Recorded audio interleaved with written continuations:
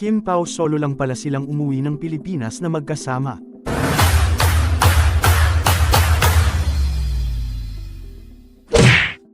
Sa kasalukuyan, narito na sa Pilipinas si Kim Pao, ang tambalang binubuo nina Kim Chiu at Paolo Avellino.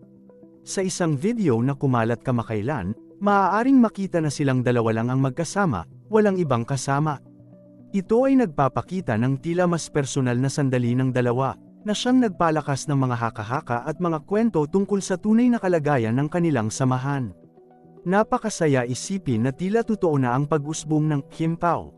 Isang pangalang pumupukaw ng interes at pagmamahal mula sa kanilang mga tagahanga. Ngunit may mga opinyon din na nagpapatuloy sa kanilang pangangatwiran, na sa kabila ng kanilang matatag na pagkakaibigan, ang personal na buhay ay dapat lamang ipaubaya sa kanila kung kailan nila nais ipaalam o ipahayag.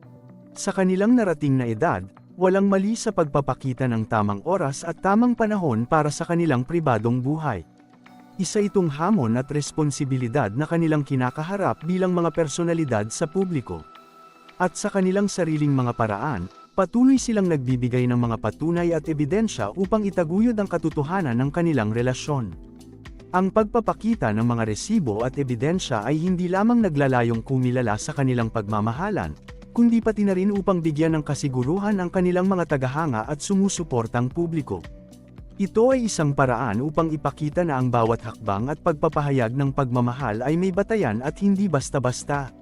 Sa kasalukuyang panahon, kung saan ang pribadong buhay ng mga kilalang personalidad ay madalas na nasa sentro ng atensyon, mahalaga ang pagrespeto sa kanilang karapatan sa privacy at sa kanilang desisyon kung paano at kailan nila ito ibabahagi sa publiko.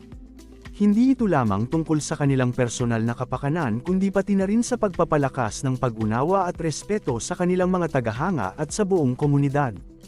Bilang mga kilalang personalidad sa industriya, mayroon silang kakayahan at impluwensya na magbigay inspirasyon at magpatibay ng pagmamahalan sa pamamagitan ng kanilang mga kilos at salita.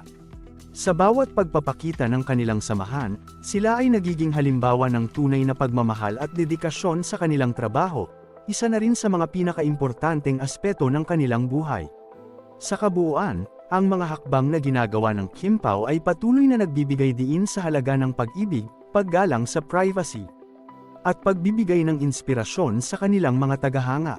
Sa pagtatapos, ang kanilang kwento ay nagbibigay diin sa kahalagahan ng pagiging tapat sa kanilang sarili at sa isa't isa, na may pag-asang magpatuloy at lumago sa kabila ng mga hamon ng kanilang industriya at personal na buhay.